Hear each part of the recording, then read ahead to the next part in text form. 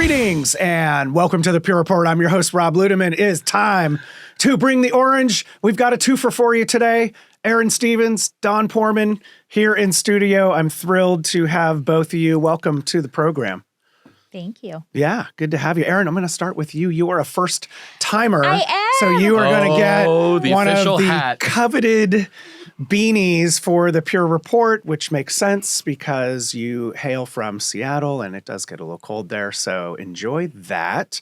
But why don't you introduce yourself and just tell everybody what you've been up to at Pure and what you're going to be doing soon. Yeah. I'm so excited. I just hit 2 years here. Congrats.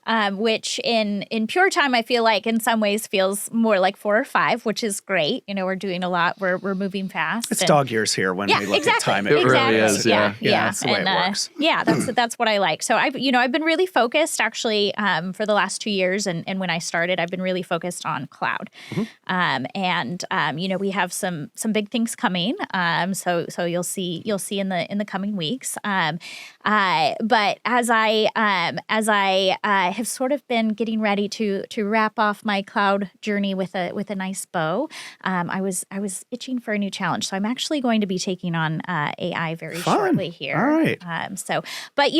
Really, I think there's a lot of connection points between what we're going to be talking about here today with virtualization and cloud and AI. I mean, it's really all of these things are starting to converge, and it seems like more and more when you're in IT, you don't have the luxury to kind of stay focused on just your little plot of land. You really have to understand how these bigger industry trends are affecting your world, and things just keep moving faster and faster. So I think it's great actually to have the understanding of all these different areas and those connection points. Yeah, it's been great to have you central at the virtualization and the hybrid cloud optimization stories and narratives that we've designed and some of the partnerships. And that's one of the reasons that we're here today for everybody is that we're going to be exploring a little more deeply the Nutanix jointly engineered solution. And you're kind of doing a lot of the nuts and bolts kinds of things. Mr. Poorman, first time video, but first time video, audio. Right? Yeah. Probably too much. And I'll apologize to the home audience now. This is the saddest beard in the world. That's the best that I can do, unfortunately. So hopefully I'm not disappointing too many people out there.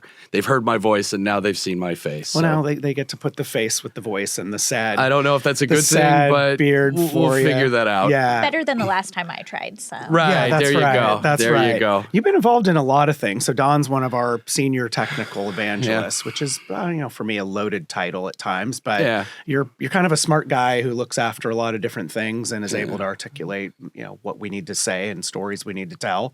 Around a lot of different areas. You did things around FlashBlade Exa. That was super exciting. Yeah, it was fun. SSU, some of the Purity features, and all today we're going to dig into Nutanix, which is super fun, right? Yeah, it's interesting because I came to Pure via Nutanix. Yeah. So this is kind of a pretty simple extension of some of the things that I'm already doing, quite honestly. The more I get out, they keep pulling me back. It's that pulling me scene from back the Godfather 2 movie. It really is. I think I messed up the quote, but everybody gets the I think gist everybody of it, understands right? the paraphrasing. Everybody gets the gist. And I think as we talk more about this Nutanix solution, it's going to become pretty obvious that it's a heck of an idea and it's a good marriage. Yeah.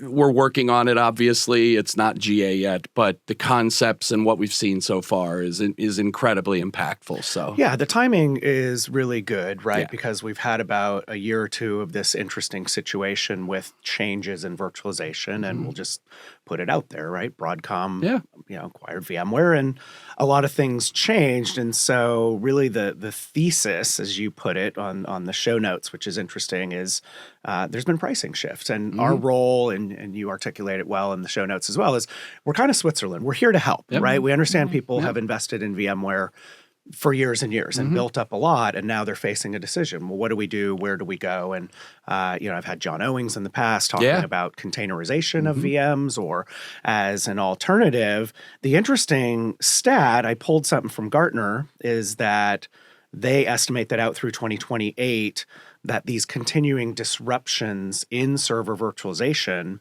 is going to result in 2/3 of enterprises, 60% or so, really evaluating, but also accelerating kind of their public cloud migrations and exploring different virtualization options. And that brings us here to, why Pure joined forces with There's an Nutanix. interesting nuanced thing behind that, because that's an excellent statistic to talk about, because we said the same thing when cloud came out, right? That, okay, this is the time where people are going to go refactor their applications. They're going to rethink their whole deployment strategy, but it never really happened. And I think it's because cloud was a very good idea and a lot of people really embraced it, but then the costs started to really kick back on some of that, and the complexity too. And so I don't think the push to do something new was as big in the cloud era as it is with Broadcom saying, we're going to level set on the pricing here. To their credit, they can do what they want, choice, obviously, right? Yeah, it's a choice. It's interesting. That's definitely something that I've seen is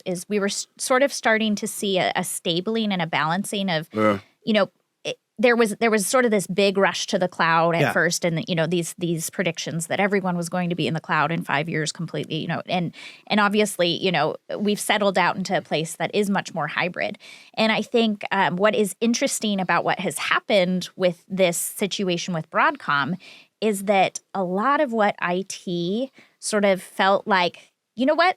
This is stable. This is good. I've got this on premise. It's on premises. Yeah. It's working today.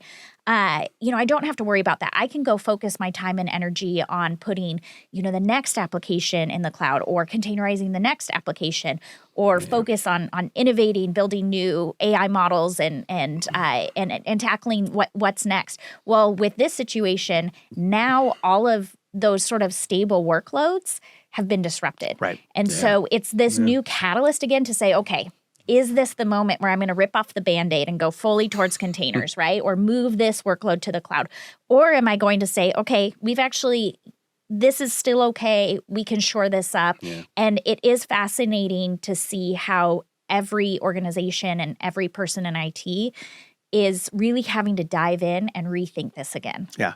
I think the timing is interesting, though, right? Because if this happened 10 years ago, I don't think the legit alternatives really would have necessarily been there. Yeah, cloud that's an excellent observation. 2010 to 2015, cloud was evolving and growing. Right. But could you really look at something like Cloud Block Store for AVS, right? Could you look at like an Azure VMware solution in the cloud? Containers was barely a thing right at that time. And so the fact that this happened now is super interesting, because customers actually can scratch their heads and kind of look ahead 3 to 5 years and say, where do we want to be? Yeah. But it is about the workloads, right? Your point was really clear. It's, they have workloads that they've built up over time and invested in. What do you do with those? Where do those go? New workloads, no problem, right? We can go containerize, we can go cloud right away. But what do you do with the legacy stuff? Well, and you bring up a really good point, because it's an important inflection to pay attention to, in my mind, because for 25 plus years, VMware had a lock on the market for virtualization, right? I came up through VMware. So did John Owing. So did many of the people at Pure. Who've been VMware people in the past. And to some degree, I think what you're seeing with Broadcom doing this, it's really forcing the topic of democratizing the nature of the hypervisor itself, right? Yeah. And technology gets democratized all the time. Nobody has one lock on enterprise storage. Nobody has one lock on networking.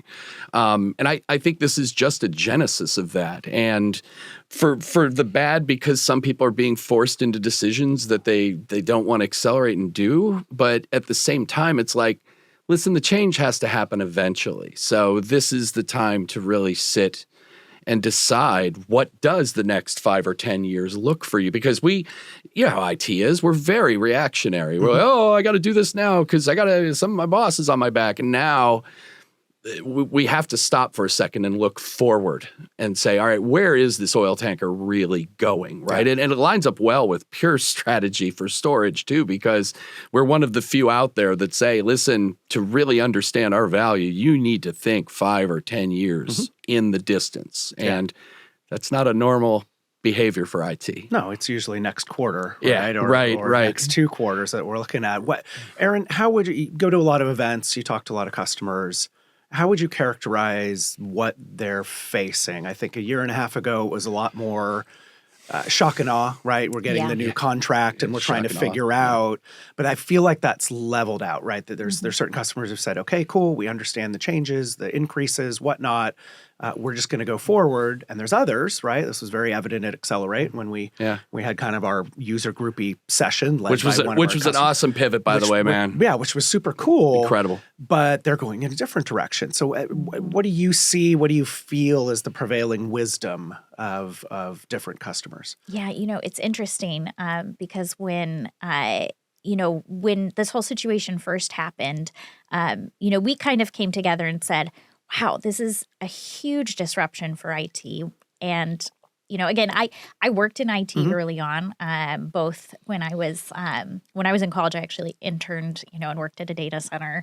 And when I was early in my career, I worked in IT, and our CFO used to say, IT is like oxygen for the business, right? It's so important. But you only notice it when it's not there. When there's right? not enough to When breathe. there's It's not like the enough bass to in breathe. music. It's like the bass in Yeah. music, right? Exactly. So, and that's akin to IT really only gets noticed when it's broken, right? And so it's a really hard job, right? It's a really hard job, and it's not one that often gets a lot of appreciation. And so anytime that something happens that's so disruptive to IT, it tugs at my heartstrings for what that feels like, and just another thing added to their plates. And so I think a year ago we came together and said, okay, what can we do to help support our IT folks as they're dealing with this transition, right? We really kind of took a moment to outline all the various options out in the market and start to talk about, okay, here are ways that Pure Storage can actually, help with these alternatives, and that was great. But like you said, it was shock and awe moment. I think actually most people figured this is going to be painful, but most people are going to stay with VMware, right? I think that was kind of the prevailing notion.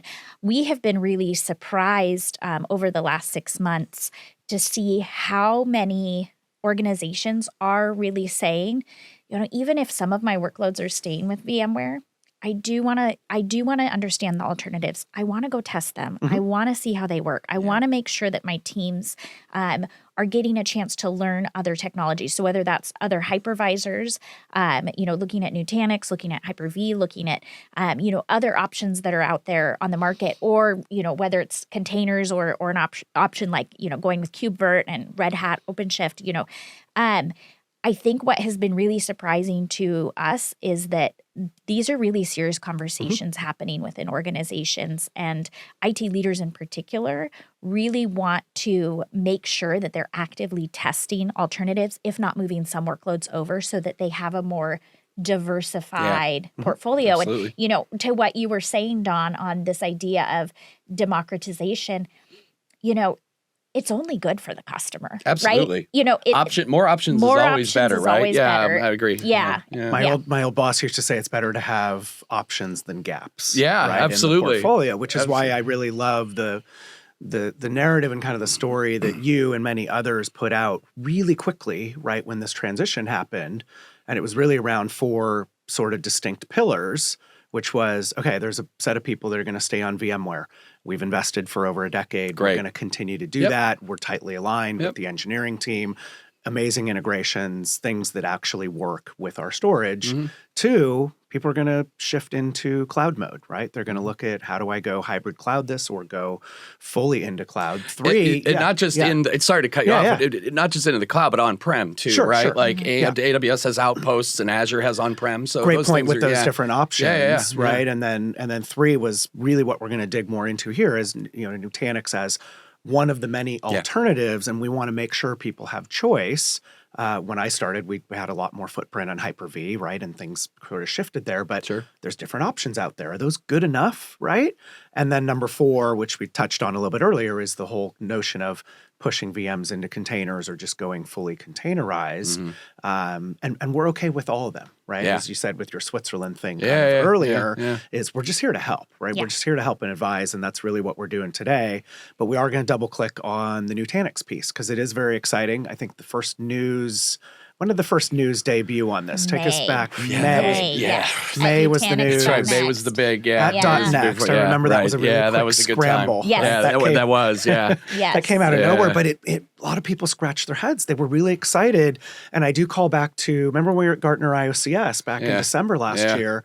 I'd say we had at least 15 to 20 different customers, different organizations come to the booth and ask specifically, Pure, Yeah. what are you guys doing? I relative had to actually had a Nutanix? Remember that? conversation. I had a conversation there, and I'd actually had a conversation earlier in the year at Cisco Live because Yeah. I ran into my old boss and a couple of people there, and I'm like, look, man, there's a vacuum effect going on here. I hope you're looking at us Yeah. for an alternative for, the people who are considering a switch or something like that. And because the Dell thing was already going on, Sure. they were already working on it. And what I had envisioned back then when I was talking to them is so different from what this thing is technically under the hood that I'm like, I'm glad I wasn't architecting what the idea was really about because it is really robust and it is well thought through. Well, hit it. Jump in. Let's cut to the chase. All right. Here, we've fried a lot of good context, but Yeah, sure. the Nutanix AHV joint solution with FlashArray announced in May, coming toward the end. Yeah, right now it's just a predicated, GA-ish. right? We're in an early access Yeah, yeah. phase, right? So we have people that we've hand selected who are kicking the tires on it, and they're doing it actively because there is a specific amount of engineering work that's driven from their feedback on this, which right? makes There's sense. performance It's great. stuff, right? There's resource things or performance stuff. So a lot of that is happening right now. And that's why it may feel like we're ahead of the curve with what we're talking about. But at the same time, it's like this is a very living thing that when it goes GA, it's going to be pretty tight. You can probably hang your hat on this as a really serious, viable alternative to. It's being put through its paces. It really right now, is. for It's sure. very active, and so to give you the 100,000-foot perspective, it is a jointly engineered solution by Pure and Nutanix. We've both invested money, resources into this idea that our technologies can benefit each other better if our engineering teams are working together on that end state. So we're not building plugins, we're not just showing each other APIs, we're actually developing something that's an active product It's a on the true other solution, side. Right. right? And not just hand waving. Right. It's that, hey, we're good friends, Yeah, right. From a technological perspective under the hood, you mentioned AHV. That's the Acropolis hypervisor. That is Nutanix's proprietary hypervisor that I was exposed to when I was there. And it is a definite good alternative to VMware as a hypervisor. Now, the two houses at Nutanix are the hypervisor itself, and then there's the Acropolis operating system, which is how they do the hyperconverged stuff. It's a controller VM that manages spreading the data blocks across the nodes that participate in the cluster itself. That controller virtual machine is still a part of this solution, though. So they're not taking AHV and they're saying, oh, just go iSCSI over to the Pure Array. What they're doing is they're actually passing the traffic from the hypervisor from HV to the controller VM, and then there's a back channel connection to Pure's FlashArray. So there's this idea that the CVM, the controller virtual machine, is still in play here for the value that it brings to a Nutanix solution, but the back-end working part is FlashArray. Now, right now, it's FlashArray X and FlashArray XL, and I know we've gotten a lot of questions already. Will there be C involved? Will there be E involved? Give us time. It's all exciting. Crawl, walk, run. Right. please. That's right. Yeah. Exactly. Let's get the solution right. Let's get the feedback. That's one thing I love about Pure beta. is we take a very methodical, quality approach to our engineering projects and let the demand speak for itself, right? Yeah. And so for now, it's X and XL. A couple of things on the back end. The way the controller virtual machine talks to the FlashArray is via NVMe over TCP or TCP over NVMe, whatever we want to say. It's NVMe as the transport mechanism. And 25 gigs per second is kind of the minimum recommended to be able to do that. But it's all Ethernet based, which I think is an important thing here because most people, if they're using Nutanix already, they've got some pretty hardcore heavy Ethernet networking in place because that's the crux of their product itself. But if you look at it from a higher perspective, I think the best way, since you now know that it's AHV combined with our array with the CVM in the middle.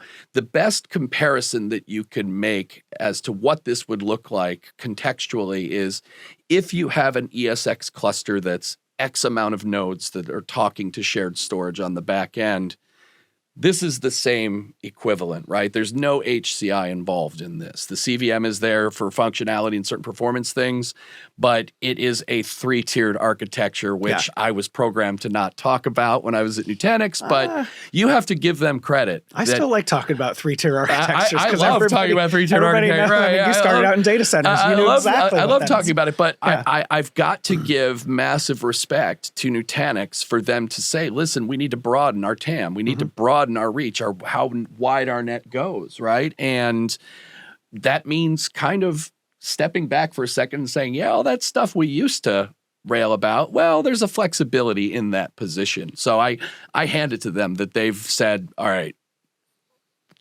hyper-converged, yes, but 3-tiered, sure, as opposed to never, right? Yeah. So, yeah, and again, I mean, that comes back to the customer choice and the democratization, right?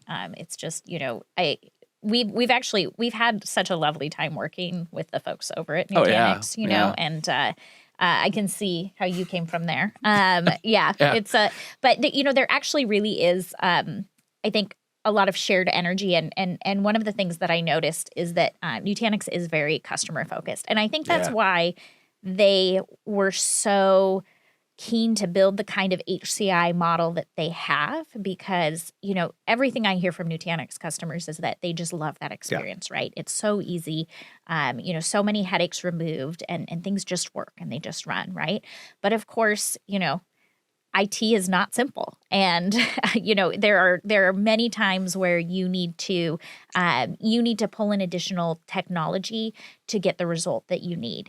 And so the fact that Nutanix is looking at that and saying, okay, well, how can we better serve our customers now in this new environment? I think like you said, it's a credit to them for sure. And to talk into the customer centric thing, okay, their NPS I think is higher than ours.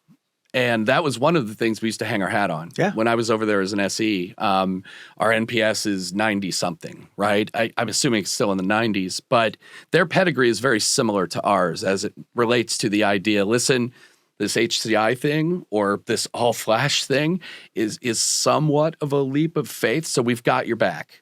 We've got your back, and that's what the NPS represents, right? And just anecdotally, when the company was first started, the main founder, Dheeraj, he didn't have an office. He didn't have an office in a corner somewhere. His cubicle was actually in the middle of the support group. He sat in the middle of the support group. And that resonated with me as an SE because, like I said, there's risk in taking on something new like HCI in your enterprise, right? Same for us. There's risk in taking a non-800-pound gorilla storage company into your world. We have to be able to emulate trust that, trust me, bro, you'll be all right if you come over. And I give them massive props for maintaining that level of support and customer service. And that's why this is an easy thing for us to do. Yeah, no, it sounds like it's working well because there's already some cultural similarities as well as the customer first value that we ascribe to, that they also ascribe to, which makes it work.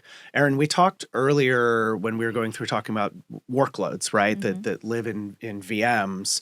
We know customers have adopted Nutanix, right, over time to do certain things. So with this solution, what do we envision are the top couple of workloads? Like, where would we point somebody to, right? If they go, okay, this solution sounds really cool. I'm really interested. Maybe there's people in early access testing certain things, but what are those, right? Because there's a variety of things out there that we could point to. And I guess, since it's FlashArray//X and XL initially, it'll, well, there's a reason for it when you get over to me, but let her. Well, I'm definitely going to pass it on to you because I know that you'll provide a lot of context and color, but we really think about it as performance and scale, right? Okay. So anytime we've had this discussion with a number of other our other virtualization providers and integrations and such, there are benefits to a model where an HCI model where you have storage and compute together, right? There's a major ease of use. But where it can start to break down is if your storage needs outweigh your compute needs, right? Classic, yeah. It's classic, exactly. Compute is more expensive than storage. And so if you have to scale up your compute and storage for the storage, then you know, it's not the most efficient approach, right? So we think about this actually also with vSAN, right? We think about this also with how we support Azure VMware solution. I was going to say this. That was exactly where I was going right with to the AVS thing. Keep going with that, It's because the that same was thing. that was core to the message and Yeah. that stuff too, right? You know, there's an ease with combining those and bundling them together. There are workloads where that's great, but for those workloads where you have, you know, high performance databases that you're trying to run, that have tons of data, need really, you know, have really high performance requirements, things of that nature, that's where you're going to want to look at complementing that model with some external storage. And that's really where we come in this. Yeah.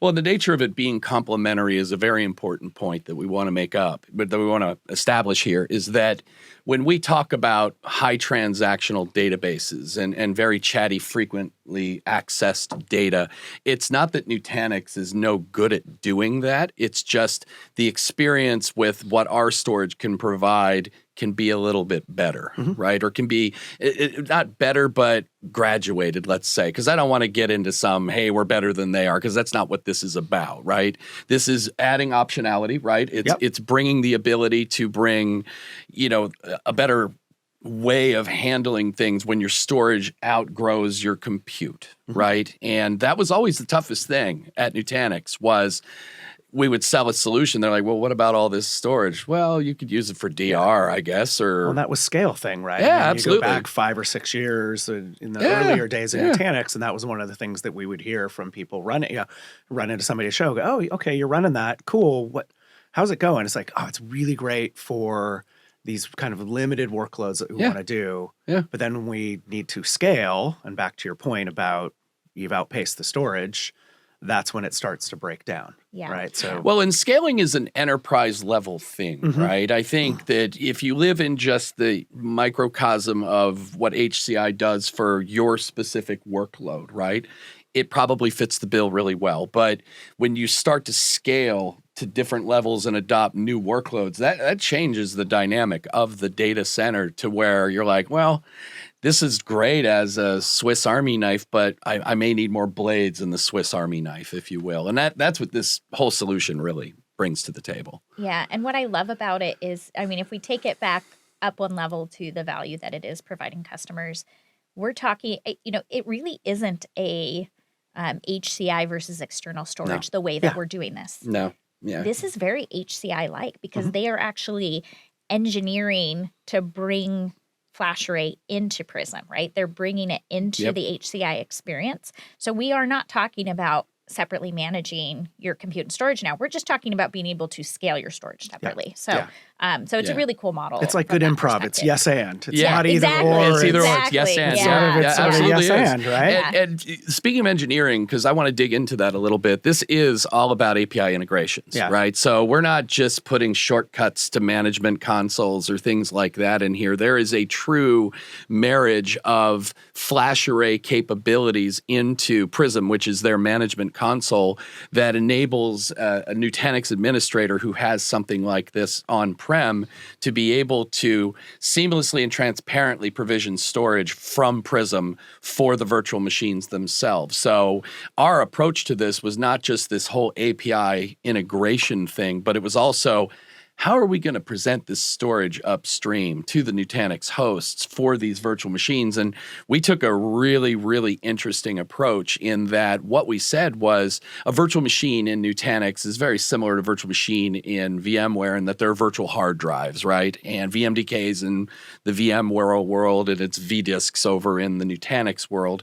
And one of the things that we've brought to the solution that I think is really, really interesting is we've brought this idea of a vVols experience, right? If you know what vVols are on the VMware side, it's the ability to just give your VMDKs their individual focus as far as storage management virtual is concerned. volumes, right? Correct. Make So sure we've got the people same know. Yeah. we've got the same thing here, right? What we've said is every vDisk that's associated with a virtual machine gets its own volume in Nutanix, because that gives us the granularity for disaster recovery, for DRR, for a million different things that are beneficial on the vVol side. Yeah, So we've already learned from that. yeah, right. As to It's not just what we've works learned well. from it. We're like, hey, we'll do that over here too, Yes. right? Yeah, and, yeah. and I think when I learned that as part, that was the one illusion that I had when I was talking earlier.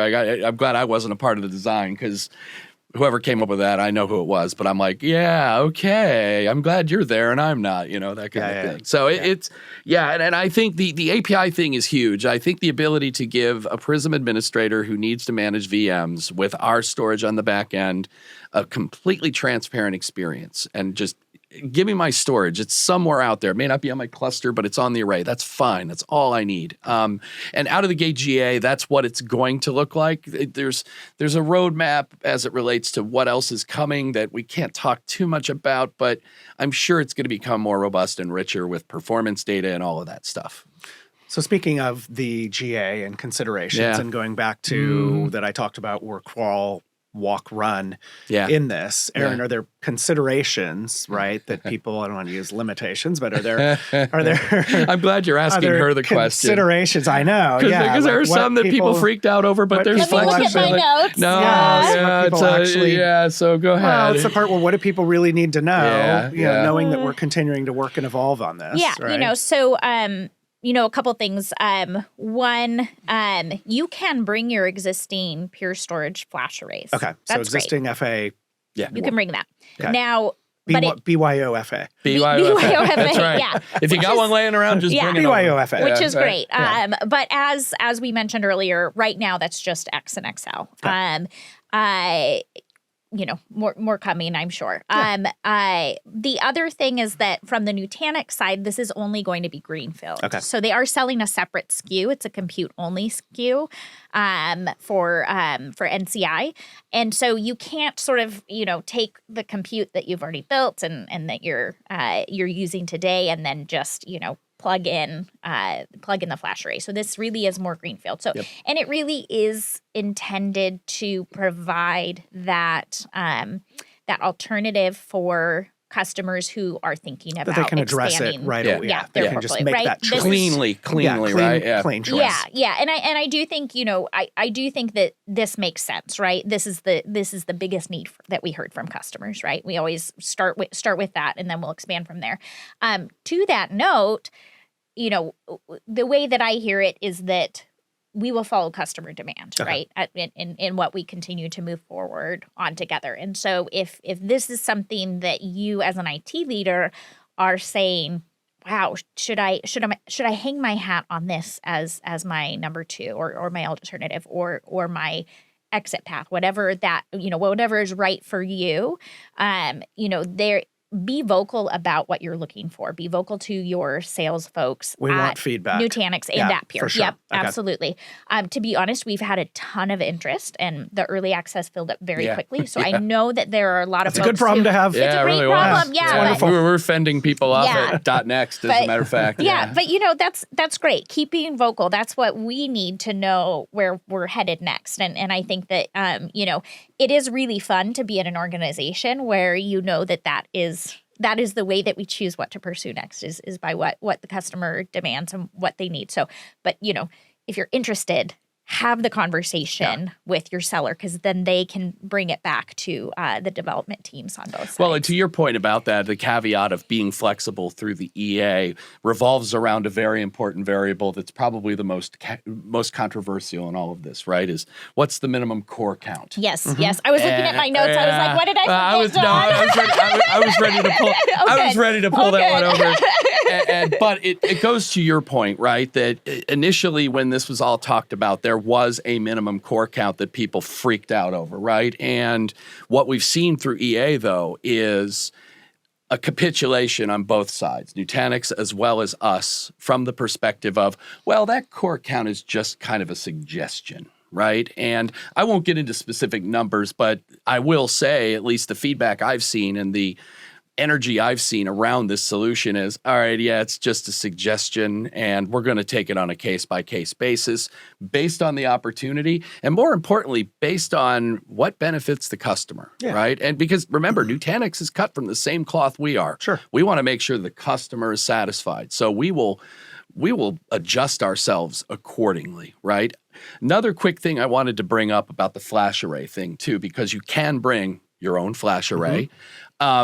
We support the idea that this Nutanix stuff can run on a flash array right next to other things, right? So you could have a VMware data store on the same array if you want, right? You could be running bare metal if you want on the same array. And the best part about this, though, is this is an opportunity for us to give a shout out to our idea of secure multi-tenancy, QoS, and realms in FlashArray, right? Because I've said this since we released it, that this whole idea of secure multi-tenancy is great in the traditional MSP model of Coke can't see Pepsi, right? But there's also value when you look at the tenants are individual workloads themselves. You want to keep a level playing field. You want to be able to offer rich, robust capabilities, but not have somebody stomp on the other tenant as far as just performance is concerned. This is nothing new for us. No, right? it's not. Well, that's the best part. It's like, yeah, it's already there. To be clear, it's not like we just threw in QoS and SMT to make this work. Absolutely not. This is not. something that's been a hallmark of FlashArray for years and years so that you can take these different demanding, disparate workloads and run them in the same machine with the same experience, the same low latency, fast response time, all those. I'm bringing back my database guy messaging here. Right? No, but you're going down the path that it's one of these things that we developed that we didn't develop for a specific reason, but we did develop it, and now its value is really starting to show up. It makes a lot of sense. Yeah. So what's the feedback? We've talked a little bit about feedback. We've got EA filled up really quickly, and we had to very gently turn people away who were interested, but how's it going so far? How would we characterize We turned it? some big ones away too. That was the funny part, because I don't know about what your perspective was on it, but when we kind of funneled people into the EA program, it wasn't a sales-oriented thing. Yeah. It wasn't like, I'll get you in the EA program if you buy a couple $1 million worth of FlashArray. It was, there are specific workloads we want to take a look at in this model, and we need to find customers who align with those. You know, there are healthcare applications out there that are very interested in this. There are financial transactional applications that are very interested in this. And the EA, the moving of people into the EA was based on that. It was, what workloads do we really want to seriously take a look at? I don't know what you saw, but that's the thing that I've seen, at least out of the initial testing too. Yeah, absolutely. I absolutely saw that approach. The EA decision wasn't necessarily first person to raise their hand. It was, can we find the right breadth and variety of workloads to test here, and can we make sure we've really put this through its paces? I actually have not heard a whole lot from the early access customers yet. You know, they're I know that we have some deployed, and so I think that's going to be coming in very soon. In terms of feedback that I have heard, more largely at industry events, right? I really just, again, have been, I was so pleasantly surprised at just how much interest there was. I mean, for those who were at Nutanix.next, when they announced it on the keynote stage, there was a cheer. Yeah, there was. That's really and we went second behind a competitor that was like, oh, okay. And then they got to us. Everyone was like, yeah. And so, I'm excited for what this will be, and I have a lot of respect for the Nutanix engineering team, because they have really made sure that they are doing this in a way that is going to be right for customers, right? Part of why we came later with our announcement, and part of why it was such a mad dash for us to get to it is the engineering teams really wanted to make sure that they had something before we announced this, right? And now they're really putting the GA through its paces. They're really working so closely with the early access customers. So I'm really excited to see how it turns out and what they put out there. But I'm sure we'll be hearing from some of those early access customers. At least soon. in my limited time at Pure in working with go-to-market strategies, this is probably one of the easiest ones. It's just going to write itself. Yeah. Well, and we'll continue marching forward with the EA period, and we'll get to that GA. More details will come, more details around pricing. So for anybody watching that's interested, work with your account teams either on the Nutanix or the Pure side, right, to get to more details, and we'll see when we release this. And come into it with an open mind too, right? Sure. Because there are challenges right now in the field as we talk with customers about, if you understand the Nutanix ecosystem, they support their stuff running on a variety of flavors of servers, right? Yeah. And right now EA is focusing solely on Cisco in this, but lots of questions about, is their native appliance going to be available at GA? Is Dell going to be available at GA? And we don't have those answers yet, and most of those sit in Nutanix's camp. But for a company that wants to broaden its TAM and its reach into the market, I would be surprised if they didn't support the wider net of hosts when it GAs. Yeah. We'll continue It's to just evolve. conclusions at that point. Exactly. All right. I'm going to take you into the new, segment-oriented thing that we're doing towards the end of every episode. So sorry, you're on the hot seat. Oh, great. Now, Is she we'll on the take them hot as we seat go. or am I Well, on the it hot depends. seat? We'll see who wants All to right. actually jump into these things. All And, right. they don't have to be super long, but I've been asking the same few questions of every guest just to get different perspectives. So Okay.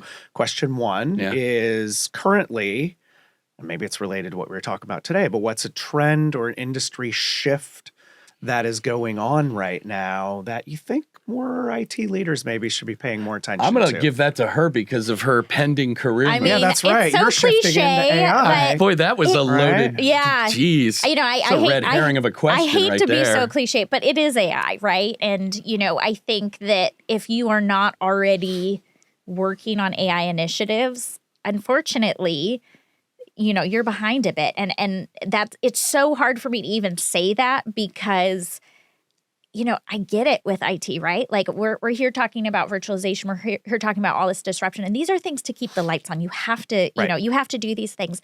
But the reality is that AI is moving so fast that if you don't, just put your foot in, it's just going to continue to leave the station without you. And, we've been talking about this within our own teams, right? And it's everywhere, right? It's not just IT. It's everywhere in every business. How and are every we even organization. leveraging it in Well, our yeah, teams? we just right? had a department offsite. Yeah, where right, we spent- exactly. Yeah. We spent 2 hours looking at AI tools for Phenomenal exercise. It was marketeers a phenomenal and for people exercise. just to help our daily jobs. Yeah. So I get it. Yeah, exactly. So I mean, if there's anything that you can do to just every week, do something to make sure that you're understanding what the latest happening in AI is, and you're looking to where you can bring that more into your organization. I really recommend that. I also think it actually connects to this discussion about what your virtualization strategy is going forward, because in this moment of disruption, when you're thinking about, well, what is my infrastructure strategy? What's my virtualization strategy for the next year, next 2 years, next 5 years? You should be thinking about how you're supporting AI with your infrastructure as well, right? And what I do love about this solution with Nutanix, what I do love about Pure Storage is that we're thinking about that with you, right? Yeah. We're thinking about 3 years from now, 5 years from now. We have introduced this new framework, the Enterprise Data Cloud, right? The EDC. And, the whole idea here is how can we provide you not just a box, but actually a storage platform and a data management platform that helps meet all of your workload needs, and not just what you have today, but what is legacy, so that you can have more flexibility as you try to modernize, and also what is coming in the future. Yeah. And so I think keeping all of these things together, definitely look at what we're doing there to make sure that if you buy a Pure Storage flash array, that's going to be something that helps you actually continue to evolve for the next that's coming up with AI in the next 5 to 10 years. Well stated. No, and like how I you always continued say on that, with like it. any competitor up against us from the legacy side, every iteration of their product is just an aggregation of tech debt addressing, right? And Pure is unique in that it's looking forward as opposed to looking backwards in the things that it's bringing to bear. And your EDC message, your comment on the EDC is exactly right. And while we're still trying to wrap our heads around what EDC means and what its context is in the marketplace, it's the right move because it's where we're going. It's not where we've been, right? Yeah. So I love that. All right, Poorman, you were a practitioner for a while, so you get question 2. So sorry for that. All right. You get to potentially embarrass yourself, and you get the favorite screw-up question. Oh, God. Doesn't have to be something you did. It could also, you could also throw somebody else. I would never you could throw admit that I somebody was else perfect. under the bus. No, I would never admit I was perfect. Was there I unplugged something, I deleted a volume, I did give us one of those. All right, so this is the Wayback Machine. So many of you younger kids in your whippersnapper generation or whatever you're calling yourselves, you might not remember the pain and suffering of managing into Windows NT in the early days, right? That's what Windows Server is now. Back in 74. Yeah, it's great, right? Its great grandfather was something called Windows NT. And when NT was out, it had some really interesting things that were associated with it. Yeah, I mentioned that in a blog, right? Nobody ever talks about tweaking a config.sys file or an autoexec bat file. That's from the DOS days. Youngin'. But I wrote in DOS at one time. One of my favorite stories is I used to do a lot of Citrix work, and WinFrame was the Windows NT version of Citrix, which was server-based computing, which was based on Windows NT 3.5.1. And it was the Wild West back then as far as hardware, drivers, all of those things. It wasn't until Windows 2000 that they really got a handle on that kind of stuff.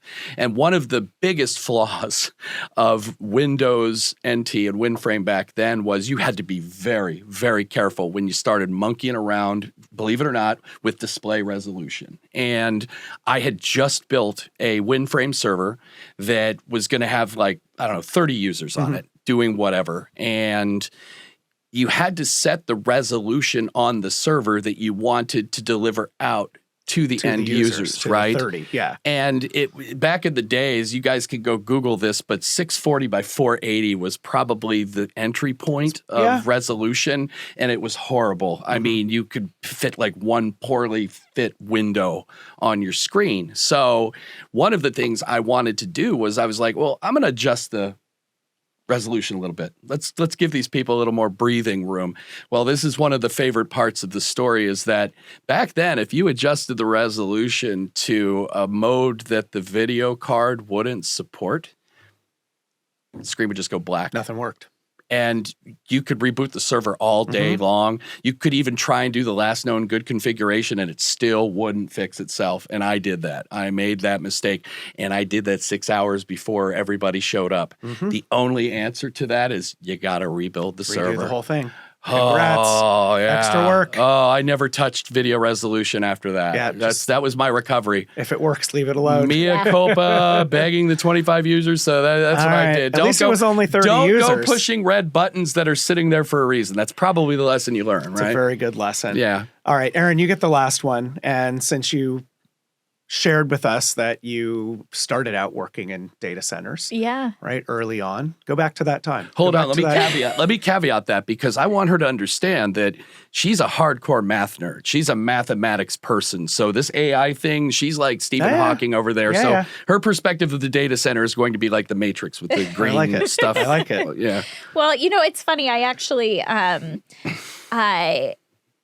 thinking back to 10 years ago, so I was at Tableau at the time, and I just decided I'd started out my career as an actuary. I have a degree in math. That is hardcore math, yes. She's looking at us right now, figuring out how long it's going to be before we die, by the way. Yeah. So I was doing data analytics in the IT team there, and this AI machine learning thing was becoming a thing, and I think that I have a tendency to like to understand something before diving in. And this goes back to keeping up with industry trends. And, if I could go back and tell myself one thing, it'd be like, just dive into AI, just dive in, just go. And, and I think that we're at another one of those inflection points, which is why I just really emphasize, I know what it's like to be in IT. I know what it's like to have so many things on your plate that are burning down fires, that are emergencies that you have to get out today. And it's so hard to take yourself, up one level and think about how you can innovate in a way that actually helps you get ahead. AI right now, I mean, the returns, if you spend some time on it, are totally there. So just get started on something, get right? started. Just get Invest started. in yourself, Invest right. in I love yourself. it. Take the time. Dive in. Don't be shy. Well, to your point, nobody ever goes into the IT world for the rock and roll lifestyle, right? It's a brutal industry. Except during the 80s. But- There was a Right, in little the bit of 80s, it was there. great. I'll have Yeah, to right, say. yeah. We do go in because we love technology, sure. though. You Oh, know, I think absolutely. about that data center, and it's funny that you say like, oh, the math, that's the magic. I think that computing, I think that infrastructure is the magic. I got the chance to work at Google and learn all about how they do infrastructure and data centers, and that was one of my favorite things. And to me, that is magical, and that is the spark of IT. Is you love technology, and so take some time to remind yourself of why that it's because of what you can do with it. Not it's not always having to fix it. I love it. Well, and thank you both for coming on and Yeah. helping us spark conversation. Yeah. See what I did there? Yeah, it was good. Around Well done. this really exciting new Nutanix solution. People can go to our Nutanix Alliance webpage, Yeah. purestorage.com, Partners Alliances, Nutanix, it's there, but just search Pure Storage It's Nutanix out there. and find Yeah, more it's out there. details. And Yeah. ultimately just reach out, contact your Pure team, contact your Nutanix team. We're all really excited to talk about it right now. And especially as we get to the GA period, it's going to be a good time for that. So Yeah, I'm excited to see where it goes. Quite it's going to be great. Yeah. Thank you both. Yeah. Did you guys Thank have you. fun? Yeah. I like the Yeah. fact that we get these mugs with stuff in it, like we're in a talk show. Because I've always wondered Yeah. what's in the stuff when I watch like Jimmy Fallon or Don't whatever. break the secret. It's always just water. It was. It It's was always- water. Yeah. That Even was a on the good talk thing. shows, I've learned it's generally it works out well. just water. So thank you both, Yeah, Don, man. Aaron. Yeah, thanks, Rob. Absolutely appreciate Thank it. you. Super great to have you. Great to have you on this episode, viewer, listener. We want your storage confessions. You heard Don talk about his mistake in taking away the Don't push the red function- button. Don't push the red button. Just Don't don't. eliminate that. But maybe Don't. you've got one of those screw up stories there. Send it to purereport@purestorage.com and maybe we will share it on a Yeah. future episode. We Why will not? make you Love to see it. famous. It'll be a virtual support group. That's right. We'll all give each That's other right. virtual hugs. Everything we could cover it Yeah. at user groups as Yeah. well. But thank you for that. Thank you both for coming on. Thank you for watching this episode of the Pure Report. We couldn't do this without you. Tell a friend, tell a colleague, and we will keep the great guests like Aaron, like Don coming on to the program. With that, we will wrap for Pure Storage. Aaron Stevens, Don Porman, this is Rob Ludeman saying, don't look back. Something might be gaining on you.